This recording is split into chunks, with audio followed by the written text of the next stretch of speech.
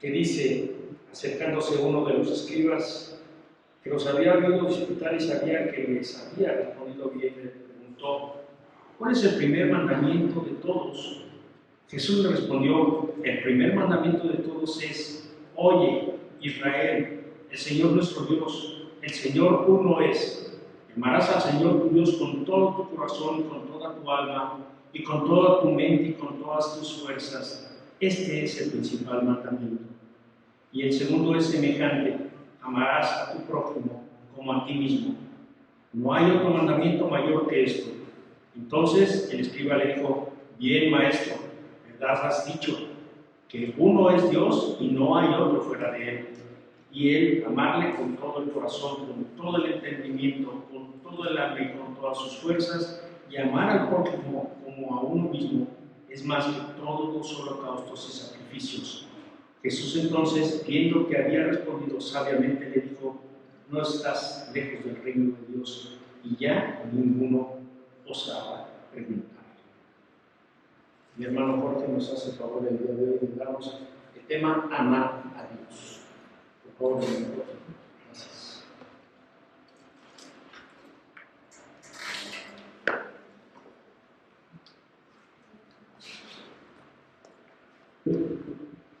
Gracias a Dios, hermanos, gracias por este tiempo.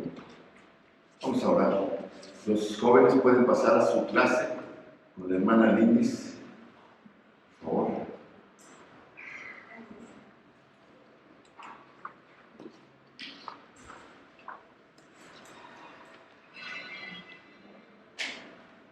Gracias a Dios. Los jóvenes están tocando temas importantes para su vida. Son curiosos, tienen muchas preguntas y dudas, y gracias a Dios están recibiendo la palabra. Vamos a orar. Bendito Padre Celestial, te alabamos, Señor, y te damos infinitas gracias por tu amor, por tu misericordia, por tu cuidado, Señor, también porque eres bueno con nosotros y nos permites abrir tu palabra, Señor, y continuar estudiando este Evangelio de Marcos, Padre. Queremos pedirte tu luz, tu guía, tu Espíritu Santo, Señor, y que en cada corazón podamos reflexionar y aprender lo mucho que tú tienes para hoy en día de nosotros. En el nombre de tu amado Cristo Jesús. Amén, hermanos. Pues el título del día de hoy tiene que ver con la pregunta que le hicieron, que le hizo este fariseo a Jesús, y la respuesta que le dio. Y le he puesto como título amar a Dios. Ama a Dios. Y yo quisiera que pensáramos un poquito, tal vez, cuáles han sido las expresiones de amor más grandes que el ser humano ha podido realizar históricamente. Quizás hemos oído hablar de algunas expresiones de amor que algunos han hecho para poder conseguir el favor de una muchacha o de un muchacho, o no sé, de un hijo, de una hija. Muchos se han sacrificado para obtener ese amor, para poder conseguir ese amor, y han tratado de expresar ese amor. No sé si ustedes han oído hablar o conocen, de ahora que vino nuestra hermana Sonia Moreno, en la India hay un monumento que se llama el Taj Mahal, considerado una de las 7 maravillas del mundo antiguo. Esa es una expresión de amor de un rey, emperador, no sé qué va a ser el rango, ¿verdad?, que construyó para su amada esposa, que finalmente murió. Y bueno, pues ahí está enterrada, y él también, y es el monumento emblemático de la India. El Taj Mahal es una expresión de amor, ¿no? Marco Antonio, el general romano, le regaló un país entero a Cleopatra. Y después de un ratito les ganaron la guerra y los dos murieron. Pero en la expresión de amor, Marco Antonio le regaló un país, ¿verdad? El escritor Mark Twain, no sé si lo han oído hablar, si han oído hablar de las aventuras de Tom Sawyer. Él escribió ese libro, Mark Twain. él conquistó a su novia para que se casara con ella porque le había dicho que no. Con más de 700 cartas de amor, él, para conquistar a su futura esposa Olivia Landon, le escribió, después de que le dijo que no, 700 cartas de amor y la convenció y se casaron y vivieron 40 y tantos años felices hasta que uno de los dos murió. Otro acto de amor impresionante es, ¿se acuerdan ustedes? A principios del siglo pasado, Eduardo VIII, rey de Inglaterra, abdicó a su trono para casarse con Wallis Simpson, una americana divorciada 2 veces. Y como esto era mal visto en la realeza británica, él tuvo que abdicar, dejar el trono para casarse con Wallis Simpson. En fin, hay muchas otras cosas, pero el título del sermón de hoy es Amar a Dios.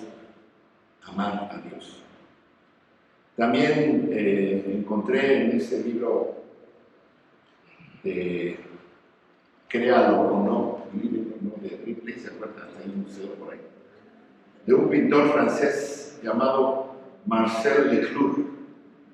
Este señor en 1875 escribió, dice, una obra dirigida a Magdalena de Villador, que era su musa, su gran inspiración, su amor platónico, o no sé.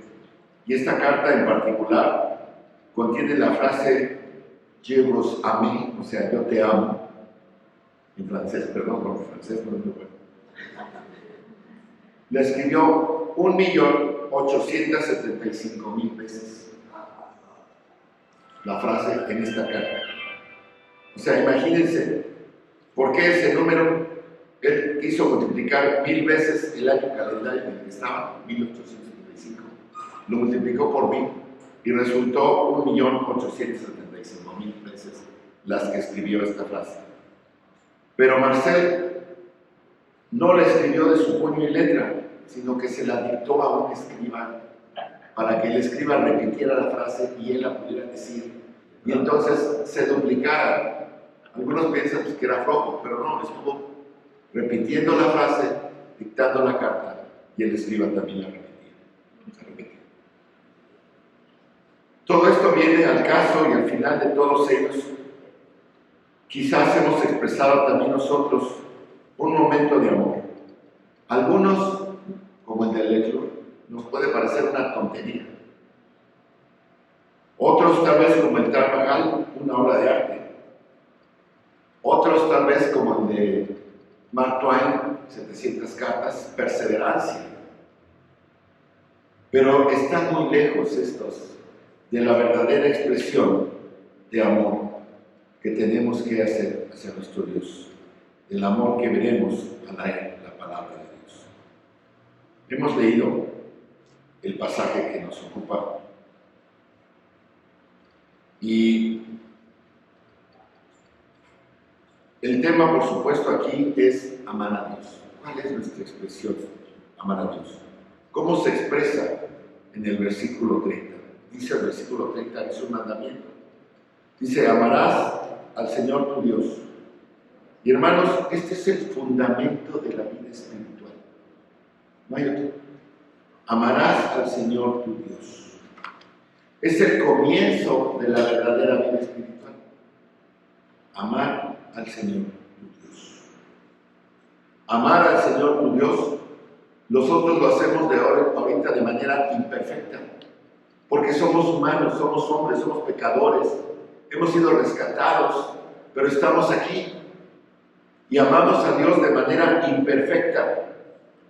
Pero es comienzo de la vida espiritual y esa culminación de la vida espiritual va a ser en el cielo cuando podamos realmente amar al Señor nuestro Dios de modo perfecto.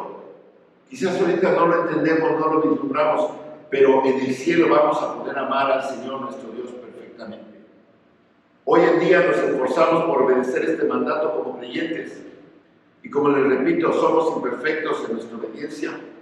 Anhelamos el día en que su presencia lo podamos amar perfectamente. Entonces, hermanos, amar a Dios es tanto el principio como el final de la relación con Dios. Es lo que significa ser creyente en Dios. Es lo que significa ser cristiano. Significa ser un amante de Dios. Amar a Dios es la actitud más definitoria que podemos expresar al explicar quiénes somos. Somos los que amamos a Dios, al verdadero y Dios vivo, al único Dios. Y no solo es Dios y Padre de los patriarcas, sino que es Dios y Padre de nuestro Salvador, de nuestro Señor Jesucristo. Es un Dios trino, verdadero. Amamos a Dios. Y si alguien nos pregunta, y te pregunta ahorita saliendo, ¿qué significa ser creyente? ¿Qué significa ser cristiano? Tú le puedes contestar, es que yo soy amante de Dios, yo amo a Dios.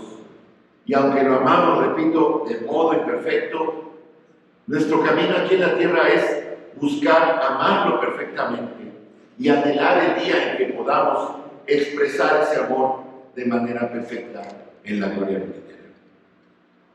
Esta es una definición, hermanos, de lo que significa ser un creyente y tener una relación con Dios. Pero también es un mandamiento universal, y hay que afirmar también que obviamente la desobediencia a este mandamiento es la razón por la que el infierno va a estar atascado de gente para siempre. El mundo ha estado, está y estará lleno de personas que se niegan a amar a Dios. La desobediencia a este mandato produce juicio y castigo divino, y además es eterno. Nada más crítico está en esta hora. Bien, vamos a comenzar a estudiar este pasaje, hermanos, que es hermoso, que tiene muchas enseñanzas. Así que recordemos rápidamente el entorno que hemos estado viendo en estos últimos domingos. Estamos en miércoles de la Semana Santa, de la Semana de la Pasión de Cristo. El lunes Jesús entró a la ciudad triunfantemente, aclamado por la multitud: Hosana, el Hijo de David, bendito el que viene en el nombre de Dios. Pero el viernes va a ser crucificado. Pero este día particular, el miércoles, el Señor está dentro del templo, está predicando, está hablando la palabra de Dios. Vimos cómo el día anterior, el martes, el Señor había desalojado a los compradores, a los cambistas, a los vendedores, a los comerciantes corruptos que extorsionaban a la gente de Israel. Y Jesús ya lo había hecho esto antes, 3 años antes, en su ministerio, cuando Él comenzó, según Juan capítulo 2. Así que Él regresa 3 años después, la última semana de su ministerio, 2 días antes de su crucifixión, y vuelve a expulsar a todos aquellos que habían hecho de la casa de su padre una cueva de ladrones. La gente que dirige la religión en Israel no está contenta con esto, como no lo estuvo desde que lo hizo en Juan capítulo 2. Ahora obviamente está peor, está más enojada y no han estado contentos. Dijimos también que el Sanedrín, ¿se acuerdan? Es el cuerpo gobernante de Israel compuesto por 70 hombres, 70 sacerdotes, más el sumo sacerdote, o sea 71. Y estos eran responsables de la enseñanza, de la teología de Israel, pero también de la vida civil de Israel. Y ellos estaban en posiciones de poder y era lo que más querían. Y recordemos cómo Jesús los había puesto en su lugar, porque se había puesto contra ellos al hacer lo que Él hizo en el templo la primera vez y la segunda vez y durante todo su ministerio. Y recordemos cómo Jesús expuso su falsa teología, su teología apóstata, cómo expuso su religión hipócrita y cómo expuso su influencia en el pueblo como condenatoria, porque estaban haciendo, en vez de guiarnos al cielo, nos estaban dirigiendo al infierno. Jesús dijo: están haciendo hijos del infierno. Eso lo dijo Jesús. Todo esto este mismo miércoles. Entonces el Sanedrín está furioso, enojado, porque se había vuelto muy popular y había desterrado además algo que ellos no habían podido hacer, porque Jesús desterró la enfermedad de la tierra de Israel durante su ministerio. Tenía poder sobre los demonios, sobre la enfermedad, sobre la muerte, sobre la naturaleza. Nunca, jamás había habido alguien vivido en esa tierra que pudiera hacer algo como lo hizo Jesús. Así que la popularidad de Jesús amenaza su posición de poder, amenaza sus ingresos, amenaza su vida como están acostumbrados. Y tienen que encontrar un medio para lograr que el pueblo se vuelva contra él. Y también tienen que encontrar cómo es que los romanos puedan ver a Jesús como alguien que está provocando una insurrección, que está provocando una revuelta en el pueblo. ¿Para qué? Para que Roma tome cartas en el asunto y lo ejecuten, como lo hacían con todos. Todos los que se rebelaban contra Roma eran crucificados, ¿verdad? Hay historias de que en el camino había crucificados, cientos de crucificados por una revuelta. Y cuando entraba el ejército romano a una ciudad donde había una revuelta, pues agarraba parejo y crucificaba generalmente a todos los hombres. Y los crucificaba y los ponía a la entrada para que vieran quién era quien mandaba. Entonces, eso era lo que querían. Ellos querían que el ejército actuara contra él, que lo ejecutaran por alguna rebelión contra César.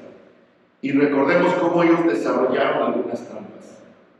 Recordemos primero cómo el Sanedrín envió a los fariseos junto a los herodianos con la pregunta sobre los impuestos. Y la trampa falló y quedaron con la boca abierta, atónitos, sin palabras, y se alejaron a las sombras. Y luego enviaron a los saduceos, ambos cuerpos componentes del Sanedrín, y el intento de los saduceos de desacreditarlo públicamente con la cuestión de la resurrección. ¿Qué pasó? Fracasó tan miserablemente como había fracasado el anterior de los fariseos. Y ellos también se fueron silenciosamente, no para alejarse, sino para reagruparse. Ahora, al llegar al versículo 28, dice: vino uno de los escribas. Seguramente estamos en la tercera ola, en la tercera oleada. Dijimos que la primera fue una ola, la segunda otra, y ahora viene la tercera ola, provenientes de los representantes del Sanedrín. Ahora viene este escriba. Y en el pasaje paralelo, en Mateo 22, 34, dice: entonces los fariseos, oyendo que había hecho callar a los saduceos, se juntaron a una. Quiere decir que se reagruparon. Nos falló la primera hora, nos falló la segunda. Vamos a ver qué más podemos hacer. La reunión del Sanedrín se volvió a convocar porque las dos primeras trampas fracasaron por completo. Como decimos aquí en México, le salió el tiro por la culata. Así que ahora se reagrupan. Y es importante hacer este comentario que hace Mateo 22, 34, y me permito citarlo, que dice: se juntaron a una. ¿Saben por qué? Porque esto es también el cumplimiento de una profecía. Es el cumplimiento de una profecía que está en el Salmo 2, versículo 2, que dice: se levantarán los reyes de la tierra y los príncipes consultarán unidos contra Jehová y contra su ungido. ¿Y por qué les digo que es el cumplimiento de esta profecía? No es porque yo lo diga, no es porque yo lo interprete así. También la Biblia lo interpreta. Dice en Hechos capítulo 4, del 23 al 28, y abran sus Biblias. Hechos capítulo 4, 23 al 28, y aquí tenemos a Pedro y a Juan, que fueron arrestados, y los demás apóstoles. Y esto pasó después de la resurrección, de la muerte de Jesús, de su ascensión, y del día de Pentecostés. Ya estaban predicando, y fueron arrestados los apóstoles. Y dice que los pusieron en libertad. Entonces, versículo 23 de Hechos capítulo 4 dice, Y puestos en libertad, vinieron a los suyos y contaron todo lo que los principales sacerdotes y los ancianos les habían dicho. Ellos, habiéndolo oído, alzaron unánimes la voz a Dios y dijeron: Soberano Señor, tú eres el Dios que hiciste el cielo y la tierra, el mar y todo lo que en ellos hay. Que por boca de David, tu siervo, dijiste: ¿por qué se amotinan las gentes y los pueblos piensan cosas vanas? Se reunieron los reyes de la tierra y los príncipes se juntaron uno en uno contra el Señor y contra su Cristo. Salmo 2, versículos 1 y 2. Porque verdaderamente se unieron en esta ciudad contra tu Hijo, tu santo Hijo Jesús, a quien ungiste, Herodes y Poncio Pilato, con los gentiles y el pueblo de Israel, para hacer cuanto tu mano y tu consejo habían antes determinado que sucediera. Así dice Hechos capítulo 4, del versículo 23 al 28. Está muy claro, hermanos, que aquí se están cumpliendo también las profecías, ¿verdad? Los apóstoles Pedro y Juan dicen que el cumplimiento del Salmo 2, capítulo 2, versículo 2, ocurrió cuando se juntaron contra Cristo. Esto incluiría la reunión del Sanedrín. Esto abarca la acumulación de los falsos juicios ante Anás, ante Caifás, ante Poncio Pilato, ante Herodes, e incluso la complicidad romana con la muerte de Cristo junto con el pueblo de Israel. El versículo 28 dice: todos ellos se juntaron, todos ellos, para hacer cuanto tu mano y tu consejo habían determinado que sucediera. Por eso es importante tener en cuenta que regresaron y se volvieron a reunir, y todo está según lo previsto por Dios. Hermanos, también hoy en día mucha gente ha dicho que la vida de Jesús algo le salió mal, porque acabó crucificado. Así dicen, que no pudo haber planeado el resultado, que él esperaba cosas mejores, porque él era un maestro noble, un buen hombre moral, un maestro de la verdad divina, y de alguna manera se dejó llevar y cometió algunos errores y terminó muerto. Eso es lo que dice mucha gente hoy en día. Pero no, hermanos, cada detalle de lo que pasó está planeado y profetizado en el Antiguo Testamento. Hasta esto. Los mismos detalles de su muerte que nos exponen en cuanto a los hechos mismos en el Salmo 22 y el significado de esto en Isaías 53, hasta estas pequeñas cosas que están en el Salmo 2 del 1 al 2. Por eso esta pequeña nota, porque estaban haciendo exactamente lo que Dios había predeterminado que hicieran, sin disminuir su propia culpabilidad. Entonces, de esa reunión surge un último intento para poner en peligro a Jesús. Quieren que la gente se vuelva contra él porque temen su popularidad. Y entonces, este es su intento final de hacer que él diga algo que obligue a la gente a alejarse de él para que puedan entrar y llevar a cabo su cometido. Fíjense que en el pasaje paralelo también de Mateo, dicen que este fariseo fue enviado para probarlo, usa la palabra probarlo, para atraparlo, para cacharlo en algún error, ¿verdad? Seguramente había otros junto con él, pero él era el portavoz, no estaba solo. Sin embargo, esta persona pues había presenciado, parece que también las otras respuestas que dio Jesús. Así que él, como voluntario para llevar a cabo su misión, también llega con una perspectiva un poco más objetiva. Quería encontrar algo sobre Jesús que no habían visto los demás interrogadores. Este es un escriba, seguramente, como les dije, que los oyó discutir, que había escuchado los argumentos anteriores de Jesús sobre la resurrección y sobre el pago de los impuestos. Y también ha de haber quedado atónito por las respuestas que Jesús le dio, reconociendo que las había respondido bien. Entonces viene con otra pregunta. ¿Cuál mandamiento es el más importante de todos? ¿Cuál es el más grande y mejor mandamiento?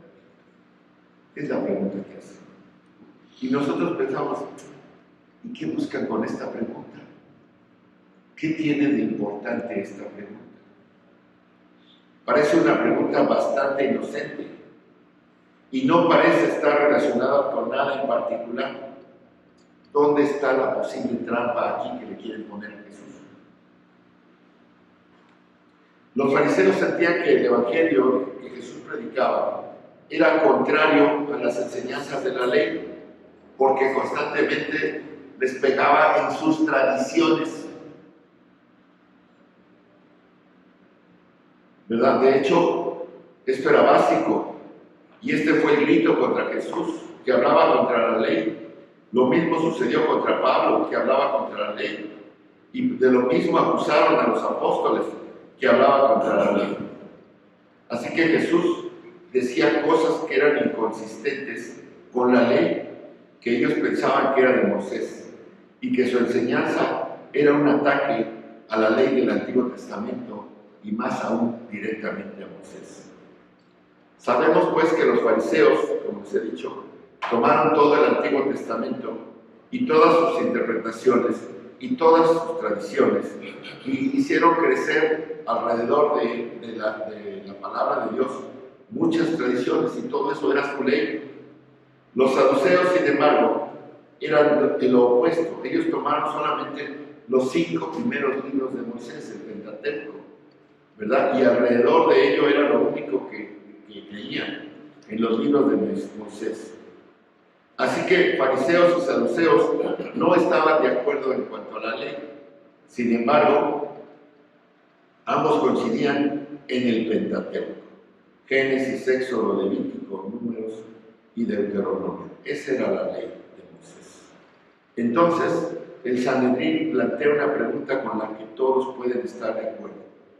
¿Cuál es el mandamiento más grande? ¿O cuál es el mandamiento más importante? ¿Y qué es lo que ellos esperan? Ellos esperan, obviamente, que Jesús les conteste algo que no está en la ley de Moisés. Ellos creen, piensan, por lo que Jesús ha hecho, que les va a decir algo que reemplace a Moisés, algo que esté por encima y más allá de Moisés. Y como todos eran celosos por la ley de Moisés y tenían un celo tremendo por esta ley, que solo era superado por el celo que tenían en el honor que tenían ellos de enseñar la ley de Moisés. Así que el propósito de este enfoque es lograr que Jesús diga algo de lo que ellos están seguros que no va a estar en los escritos de Moisés. Porque esa es su conclusión. Ellos piensan que Jesús está en contra de Moisés. Y así, ¿por qué? Porque piensan que Jesús se está erigiendo como una autoridad suprema más allá de Moisés. Y así es. Sin embargo, ellos hacen esta pregunta: ¿por qué Moisés era tan superior a los demás, según los fariseos, según los escribas, según los rabinos? Si buscamos en el Antiguo Testamento, encontramos que Moisés tuvo algunas experiencias bastante únicas con Dios. La más sorprendente, tal vez, fue que él por sí mismo, vio a Dios, dice la palabra, cara a cara.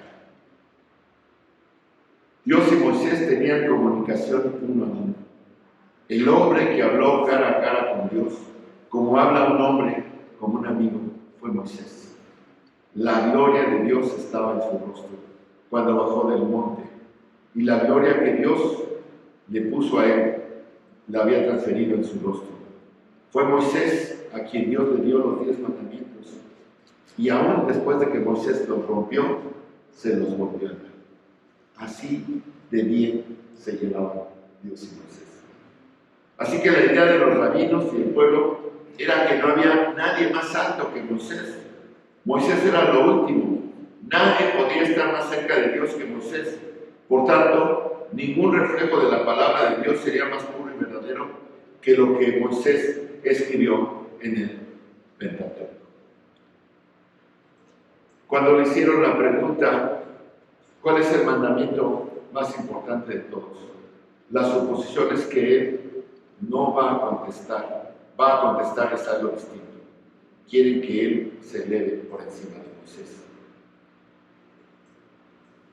En Mateo 23, en el pasaje paralelo en el mismo día, el mismo miércoles después de este pasaje, Jesús habló a los fariseos duramente y les dijo: «Ay de vosotros, escribas y fariseos hipócritas, porque diezmáis la menta y el eneldo y el comino, y dejáis lo más importante de la ley, la justicia, la misericordia y la fe». Esto era necesario hacer sin dejar de hacer aquello. Jesús reconoció tácitamente aquí que había cuestiones ligeras en la ley, pero que tenían que ver con las cuestiones de la comida, la dieta y el diezmo inclusive, pero que había cosas mucho más pesadas, que eran más importantes, que tenían que ver con los asuntos de prioridad espiritual, como la justicia, la misericordia y la fe. Entonces, el escriba comienza diciendo maestro, maestro, y usa un término de respeto que en Marcos no se da, en Mateo sí. ¿Cuál es la ley número 1? Entonces, vimos la pregunta, vimos el enfoque, pero ¿cuál es la respuesta de nuestro Señor? La principal es esta, la ley principal es esta. Oye, oh Israel, el Señor, nuestro Dios, uno es.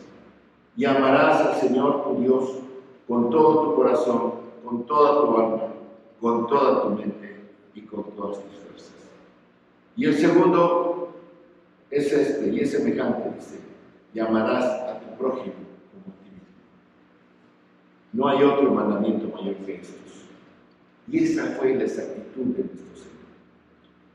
Y este rabino que vino a preguntar, así como tal vez otros, quizás que pudieron haber en ese tiempo, honestos, inteligentes, bien establecidos, cuando Jesús usó la palabra, ellos habían tenido que estar de acuerdo con eso y tenían que haber estado, ¿verdad?, con lo que dijo este escriba, que dijo: tienes razón, tienes razón.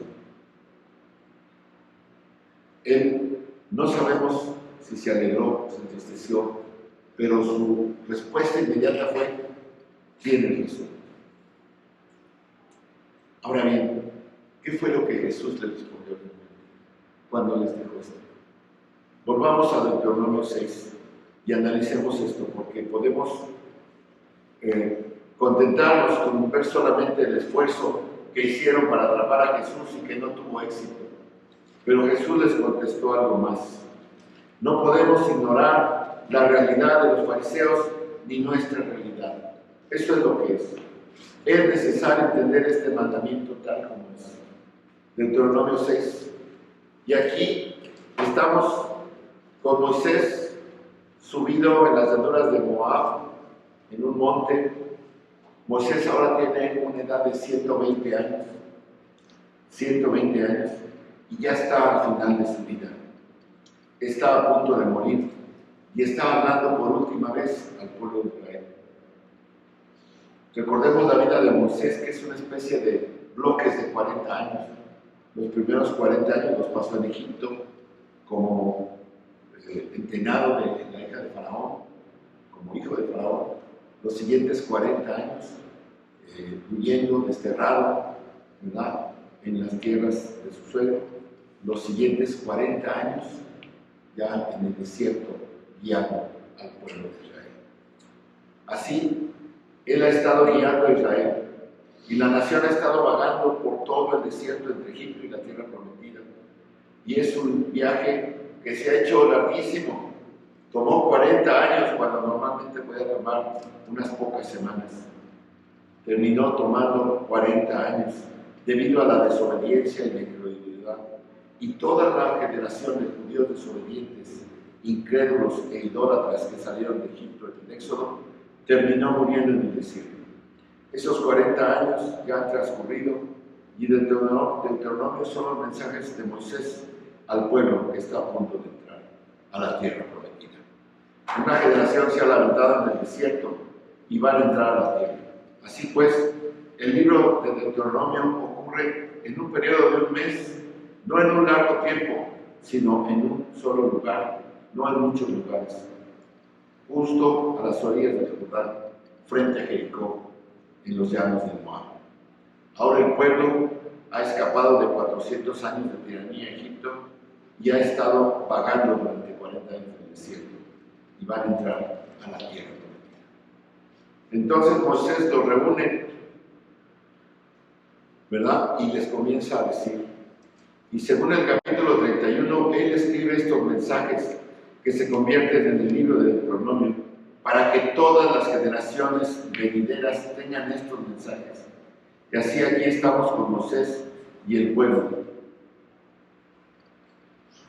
Y vamos a verlo, dice, y bien, quiero que vean algunos, vamos a ver algunos versículos de Deuteronomio. Capítulo 5, versículo 32.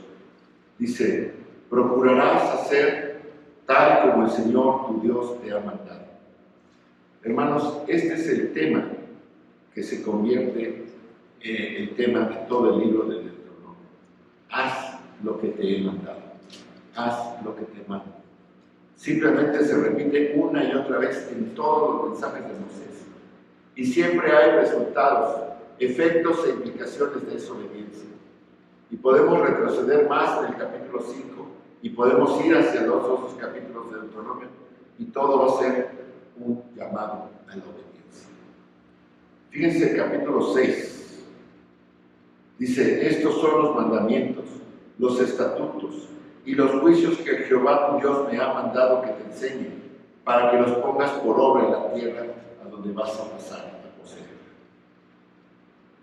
Para que tú, tu hijo y tu nieto teman a Jehová tu Dios, para guardar todos sus estatutos y sus mandamientos que yo te mando todos los días de tu vida, y que vuestros días se prolonguen.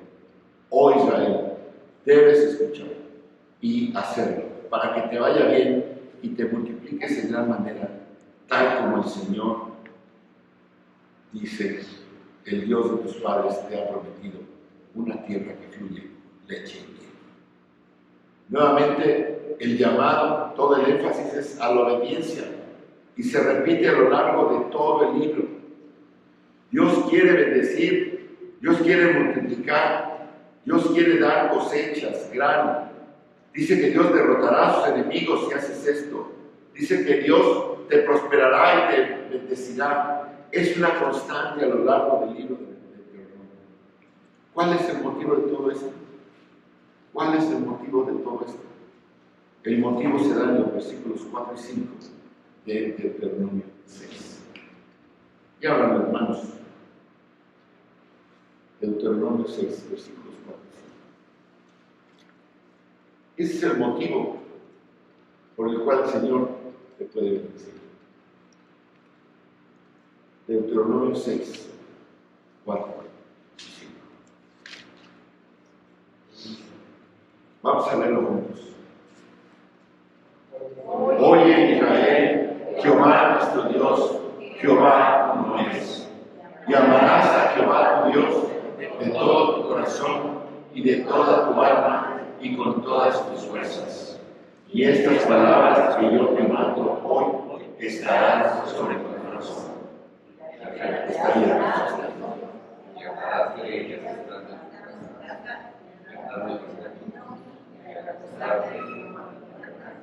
Hasta ahí entonces.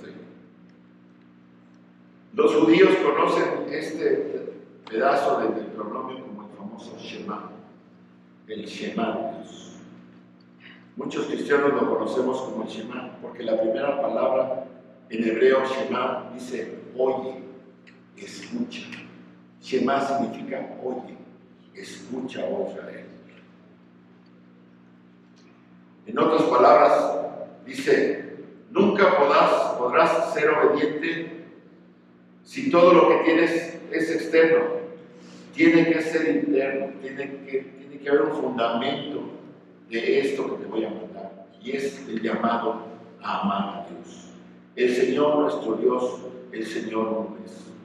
Estaban ellos sumidos, como lo estamos nosotros ahorita, en un mundo politeísta, porque sí, ciertamente muchos reconocen a Jehová, pero alrededor de Jehová hay muchísimos dioses y diosas. No solamente la iglesia católica u otras iglesias tienen otros dioses como santos o vírgenes, lo que sea, sino los mismos cristianos se han hecho dioses adicionales, como la moda, el dinero, la familia, las posesiones, trabajos, tantas cosas que hemos deificado, o sea, hecho dioses alrededor de nosotros, ¿verdad? Y estamos en un mundo politeísta como ellos estaban. Cada nación, cada familia, cada persona tiene sus propias deidades, sus propios conjuntos de deidades. Hay dioses por todas partes, dioses falsos, dioses que no existen, invenciones de los hombres.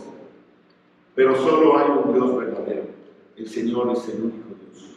Por tanto, tú como hijo de Dios no necesitas dividir tu lealtad, no necesitas preocuparte por a quién vas a adorar.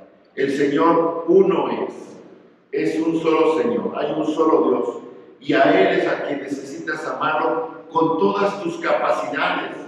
Eso es lo que impulsa la obediencia. Amor. La palabra amor que usa aquí nuestro Dios, nuestro Señor, en los relatos del Nuevo Testamento, en Mateo, en Marcos, es el verbo ágape, que es el amor a la inteligencia, a la voluntad, al propósito, a la elección, al sacrificio y a la obediencia. No es el amor fileo, que es a lo bonito, a la atracción, o el amor eros, que es el amor sexual. Es el amor ágape, que implica que doy yo sin esperar a cambio. Es un sentido de amor conectado con el temor de Dios, como leemos en el versículo 2. Él es digno de nuestro afecto y ciertamente le damos nuestro afecto, le damos nuestro amor. Tal vez emocional, porque es parte de lo que se está discutiendo aquí, porque no somos perfectos. Pero ¿quién es Él que hacemos eso? Hermanos, podemos tener respuestas emocionales, pero nuestra respuesta tiene que ir más congruente a la revelación de Dios, o sea, a lo que conocemos de Dios. De modo que el amor más puro, más noble, más elevado, más exhaustivo y completo se le da al único Dios verdadero, al que conocemos. ¿Cómo puedes amar a alguien si no le conoces? ¿Cómo puedes amar a alguien si no has visto su palabra? Y esto sale de los 10 mandamientos. Sabemos que hay mandamientos, 4 mandamientos que tienen que ver con Dios. Dice, no tendrás dioses delante de mí. Es el primero. No tengas otros dioses porque no hay otros dioses. Esa es la verdad básica del Antiguo Testamento. Hay un Dios. Él es el Shema. Esa es la verdad básica. ¿Verdad? Hoy en día, en este periodo, los judíos celebran en su religión que hay un solo Dios. Pero hermanos, ¿dónde está su salvación? ¿Dónde está su religión? En cierto sentido, tenemos que ver qué significa amar a Dios con todo nuestro corazón. ¿De qué estamos hablando? Hermanos, el corazón es el núcleo de nuestra identidad. Es la fuente de conocimiento, es la fuente de pensamientos, es la fuente de palabras y es la fuente de acciones. Proverbios 4:23 dice, guarda tu corazón porque de él mana la vida. No solamente es la sangre la que fluye, sino que de nosotros, de nuestro corazón espiritual, es lo que tiene que ser lavado, moldeado, regenerado. Por eso los profetas insistían que Dios nos va a dar un corazón de carne, nos va a quitar este corazón de piedra. El corazón es el núcleo de nuestro ser. Así que tenemos que amar a Dios con la parte más profunda, pura y verdadera que hay en nosotros. El alma tiene que ver con nuestras emociones. Jesús mismo dijo en Mateo 26:38, cuando estaba orando en Getsemaní, mi alma está muy triste, ¿verdad? Porque es el asiento de sus emociones. Y nosotros tenemos esa capacidad también de poder decir, te amo con toda mi alma. Lo podemos hacer así, decirle a nuestro Dios. Así que los elementos intelectuales, emocionales, volitivos y físicos de nuestra personalidad se tiene que combinar para amar al único Dios verdadero. Porque es un amor inteligente, es un amor emocional, es un amor dispuesto, es un amor activo, es un amor que todo lo consume, como dice Marcos 12, ¿verdad? Por eso Jesús repite, con todo tu corazón, con toda tu alma, con toda tu mente y con todas tus fuerzas. Y este con todos es todos. No dejes nada afuera. No quieras ahorrar algo de tus fuerzas. No quieras ahorrar algo de tu corazón. No quieras ahorrar algo de tu alma y dejarlo afuera. Con todo lo que tienes, ama a Dios. Esa es la naturaleza enfática de este amor integral y de todo corazón. Podríamos decir que el amor incondicional de Dios hacia nosotros no debe corresponderse con un amor reservado o a medias de nuestra parte. ¿Cómo respondemos a esa forma que dice, de tal manera amó Dios al mundo? ¿De qué manera amo yo a Dios? Nosotros decimos que si amamos a Dios es porque Dios nos amó primero. Entonces nuestra correspondencia tiene que ser, cuando menos sin reservas, hermano. No sé qué tan fuerte seas espiritualmente, no sé qué tan fuerte seas emocionalmente, no sé cómo ande tu condición física, pero lo que tienes, úsalo para amar con todo. Volvamos ahora a Deuteronomio porque no quiero que perdamos el hecho de que es importante y básico por lo que el escriba dijo que lo hizo bien. Fíjense ustedes, les voy a leer solamente algunos pasajes de Deuteronomio. Fíjense que dice Deuteronomio 11, 13 al 14. Si quieren apúntenlos, no lo busquen, apúntenlos y léanlo después en su casa. Yo aquí se los voy a leer. Deuteronomio 11, 13 al 14 dice: si obedeciereis cuidadosamente a mis mandamientos que yo os prescribo hoy, amando a Jehová vuestro Dios y sirviéndole con todo vuestro corazón y con toda vuestra alma, yo daré la lluvia de vuestra tierra a su tiempo, la temprana y la tardía, y recogerás tu grano, tu vino, tu aceite. Amando a Jehová vuestro Dios. No puedes servirle, no puedes obedecerle si no amas a Dios. Hermanos, ¿cómo obedece David? ¿Por qué obedece a tu esposa? Pues porque la amo. No es porque soy mandilón. Es porque amo a mi esposa. ¿Verdad? También, como dicen Carlitos, pero por eso obedecemos a nuestras esposas, porque las amamos. Créanme. Deuteronomio 11:22 dice: porque si guardareis cuidadosamente todos estos mandamientos que yo os prescribo para que los cumpláis, y si amareis a Jehová vuestro Dios, andando en todos sus caminos y siguiéndole a él, Jehová también echará delante de vosotros a todas estas naciones, y desposeeréis naciones grandes y más poderosas que vosotros. Vean las promesas de Dios, pero ¿cuál es la clave? Si amaren a Dios. Capítulo 13, versículo 3. No darás oído a las palabras de tal profeta ni al tal soñador de sueños, porque Jehová vuestro Dios os está probando para saber si amáis a Jehová vuestro Dios con todo vuestro corazón y con toda vuestra alma. Y aquí es bien importante, hermanos, porque el Señor envía o permite falsos profetas, falsos maestros. Y la gente muchas veces dice, ay, pues nos desviamos, ay, qué bueno también. No, pues que ahora sí está el yo puedo. Está la oración de fe. ¿Quién le va a hacer la mano? No. Hermanos, Dios está probando a su pueblo para ver si lo ama. Y muchas gentes dicen, ay, pues esto está mejor. Y lo dejan y se van.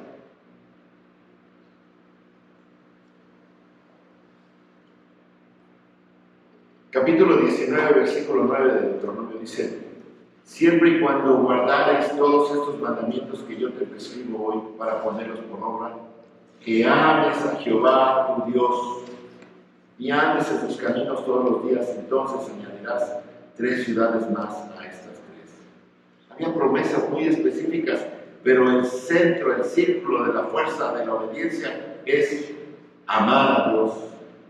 Capítulo 30, versículo 6, y me estoy brincando muchos hermanos, en Deuteronomio solamente dice: y circuncidará Jehová tu Dios tu corazón y el corazón de tu descendencia, para que ames a Jehová tu Dios con todo tu corazón y con toda tu alma, a fin de que vivas. Versículo 16 del capítulo 30. Porque yo te mando hoy que ames a Jehová tu Dios, que andes en sus caminos y guardes sus mandamientos, sus estatutos y sus decretos, para que vives y seas multiplicado, y Jehová tu Dios te bendiga en la tierra en la cual entras para tomar posesión. Versículo 20. Amando a Jehová tu Dios, atendiendo a su voz y siguiéndole a Él, porque Él es vida para ti y prolongación de tus días, a fin de que habites sobre la tierra que juró Jehová a tus padres Abraham, Isaac y Jacob, que les había dado. ¿Está claro, hermanos? Si ustedes dicen: ay, ¿por qué no puedo hacer esto? ¿Por qué no puedo obedecer los mandamientos? ¿Por qué no puedo portarme bien? ¿Por qué no puedo cambiar acá? ¿Cuál es la respuesta? Necesitas amar a Dios. Necesitas amar a Dios. Solo así vas a poder obedecerle. Solo así vas a poder ser transformado. Solo así vas a poder cambiar. No le eches la culpa a nadie más. Tienes que obedecer a Dios. Tienes que amarle con todo tu corazón, con todas tus fuerzas, con toda tu alma. Si alguien te pregunta qué significa ser cristiano, significa amar al Señor tu Dios con todo su ser. Con todo tu ser, hermanos, sabemos a quién amamos. Él se ha revelado a nosotros en las Escrituras. Él es digno de nuestro amor. Él es digno de mucho más amor del que jamás podremos darle. Josué 22:5 lo repite, Josué 23:11 lo repite, porque tiene la oportunidad de hablar y él pide lo mismo: amar a Dios. Él entendió lo que dijo Moisés y llama al pueblo a hacer lo mismo, a amar a Dios, a amar a Dios. El apóstol Pablo nos recordó que debemos dejar que nuestro amor abunde cada vez más en todo conocimiento. Y creo que nuestro amor por Dios está conectado con el conocimiento. Cuanto más sabes acerca de Dios, más hay que amar. Tu amor está en correlación con la revelación de Dios que conoces. Si no has leído tu Biblia, no conoces a Dios. Si no sabes qué palabra dice, no conoces a Dios, no lo puedes amar. ¿Cuál es el propósito del noviazgo en las parejas de jóvenes? Conocerse. Porque si llegan: oye, me voy a casar contigo, más se casan, a la otra vez se divorcian. Porque no se conocen. Hermanos, tenemos que conocer a Dios. Cuanto más sabes acerca de Dios, más puedes amarlo. Desgraciadamente, esta verdad no estaba ni en los fariseos, ni en los escribas, ni en los saduceos, ni en mucha gente del pueblo, ni en mucha gente el día de hoy. No conoce a Dios, nadie no conoce a Dios, no sabe quién es Dios, le cambian de nombre y hasta dicen que es un ser eterno. Y uno dice: todos somos Dios, y hay tantas versiones de Dios, pero nadie tiene la verdadera que está en la palabra. La gente necesita clamar en respuesta al mensaje de Dios, al mensaje que Moisés dio ahí en Deuteronomio. ¿Cómo podemos hacer esto? ¿Cómo podemos conocer a Dios? ¿Cómo podemos amarle a Dios? Somos pecadores. Todos aquí tenemos una historia de romper la ley, de pecar. El pueblo de Israel era pecador. Hermanos, solamente poniéndonos de rodillas, pidiéndole perdón a Dios y haciendo su voluntad y amándolo, diciendo: Dios, ten misericordia de mí, como el publicano de Lucas 18. ten misericordia de ti, pecador.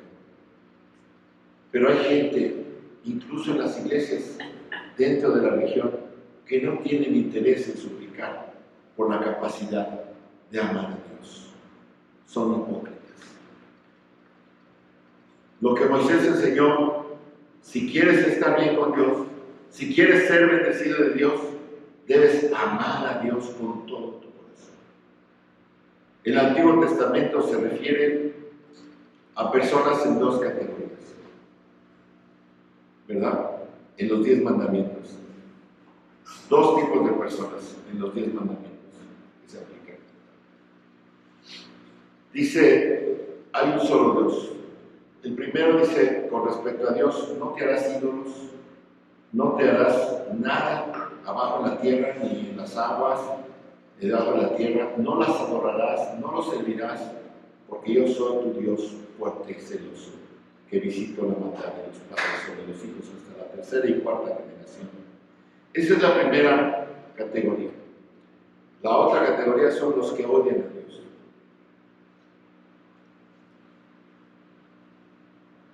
Los que no obedecen. Así que todo el mundo cae en esas dos categorías. O odias a Dios, o eres indiferente a Dios, no lo quieres, no quieres saber nada de Él, o eres amante de Dios, que es lo que define a una persona regenerada por Dios, a una persona que ama a Dios. Deuteronomio 7:9 repite lo mismo. Están los que odian a Dios y los que aman a Dios. Nehemías 1:5 se refiere a los creyentes como aquellos que aman a Dios. Incluso en el Antiguo Testamento son solo ejemplos, hermanos. En Nehemías 1:5 había un pueblo como aquellos que aman a Dios. Y no se trata de rituales de venir a la iglesia. Y esto, hermanos, lo que se trata es de amar a Dios con todo tu ser. Y el escriba entendió eso, tal vez en la oscuridad de su propia alma, y no pudo hacerlo. Fíjense ustedes, a esto que les estoy diciendo hay que añadir 1 Corintios 2:9, que dice, como está escrito y está tomado de Isaías, cosas que ojo no vio, ni oído oyó, ni ha subido en corazón de hombre, todo lo que Dios ha preparado para aquellos que lo aman. Dios nos tiene recompensas enormes, hermanos. Simplemente la eternidad, el no ir al infierno ya es ganancia. Amar a Dios es lo que define a los creyentes. 1 Corintios 8:3 dice, si alguno ama a Dios, ¿qué dice? Dios lo conoce, es conocido de Él. Eres conocido de Dios y tienes una verdadera relación con Dios. Es evidente porque lo amas. Si no, 1 Corintios 16:22 dice, si alguno no ama al Señor Jesucristo, ¿qué dice? Sea maldito. Así. Y el segundo mandamiento, hermanos, que dice, amarás a tu prójimo como a ti mismo. ¿De qué estamos hablando aquí? Esa cita está en Levítico 19:18. Amas a Dios y amas a tu prójimo como a ti mismo. Y mucha gente dice, ¿qué es que eso debe significar? Que debo amarme un poquito más a Dios. Mí mismo, prepárate porque te voy a conocer. ¿No dicen así? No hay una corriente completa de la autoestima, de la evaluación, de que tú eres el más importante. Hermano, no necesitas trabajar para amarte a ti mismo. No necesitas más autoestima. ¿Sabes qué necesitas? Necesitas amarte menos a ti mismo. Ya te amas a ti mismo. ¿A quién vestiste esta mañana? ¿A quién peinaste? ¿A quién le diste de desayunar? ¿A quién vino tan arregladito y perfumado? Pues te quieres mucho, ¿no? No tenemos que aprender a amarnos a nosotros mismos. Toda nuestra vida está consumida por cuidarnos a nosotros mismos. Ay, me duele aquí, ay, me duele allá, allá voy al doctor, y quiero darte la mano, o sea, sí está bien, pero a veces amarnos a nosotros mismos ¿Y los demás qué? ¿Qué es lo que está diciendo el Señor aquí? No consumas tu vida cuidándote a ti mismo. Lo que el Señor está diciendo es, trata a otras personas con el mismo cuidado detallado con el que te tratas a ti mismo. Eso es lo que dice. No es un llamado al amor propio, es un llamado a amar a los demás como ya te amas a ti mismo. ¿Y por qué se le ocurren estas dos cosas al Señor? Porque no hay otro mandamiento mayor que estos. Y nuestro Señor también dijo, de estos dos depende la ley y los profetas. Si revisamos los 10 mandamientos, los 4 primeros se refieren a Dios. Y los otros 6 se refieren al hombre con temor. Y todo tiene que ver, si tú pones el amor primero en la relación con Dios o con el hombre, puedes cumplirlo sin mayor problema.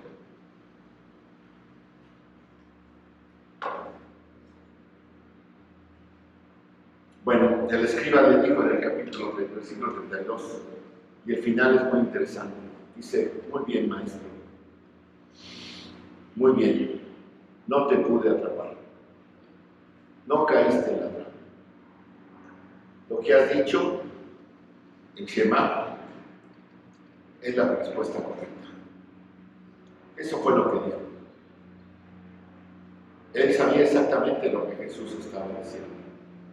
De un enemigo enviado para atraparlo, obtiene un acuerdo completo, porque no puede negar las Escrituras. Y Jesús le responde en el versículo que dice que vio que respondía inteligentemente. Jesús conoce el corazón y conocía su Antiguo Testamento. Y fíjense lo que la palabra que le dice Jesús a Fariseo, dice, no estás lejos del reino de Dios. No estás lejos. Y eso está muy bien. Oílo, no estás lejos del reino. Pero ¿saben qué? No es suficiente. No es suficiente. Ya está cerca, pero no has entrado. Como los que pasan por aquí y se asoman. No han entrado. Está cerca, pero no has entrado. Cercano no es lo suficiente bueno. Debes entrar por la fe en Cristo, en su muerte y en su resurrección.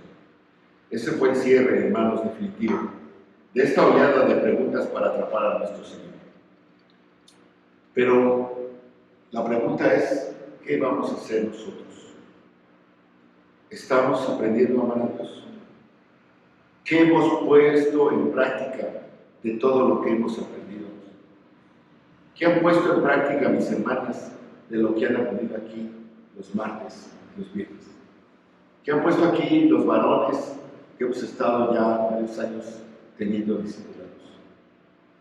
¿Qué hemos puesto en práctica para amar a Dios con todo nuestro corazón, con todo nuestro ser, con todas nuestras fuerzas, con toda nuestra alma? Hermanos, necesitamos una iglesia de acción. Eso es una iglesia de amor. De amor. El amor se ve. El amor se nota con acciones fuertes, poderosas. Y tenemos que hacerlo. Vamos. Padre, te damos gracias por este tiempo, Señor, que hemos pasado en tu palabra. Como siempre, hermano, Señor, te damos gracias porque es profundamente rica. Señor, sella nuestros corazones y permite que podamos amarte para honrar tu nombre, Señor. Queremos amarte perfectamente, pero estamos aquí en pecado todavía, Señor, revueltos con muchas cosas, Padre, pero ayúdanos a obedecerte. Permítenos hacerlo con tu poder. En el nombre de tu Hijo amado, Cristo Jesús. Amén. Amén, hermanos. Dios les bendiga.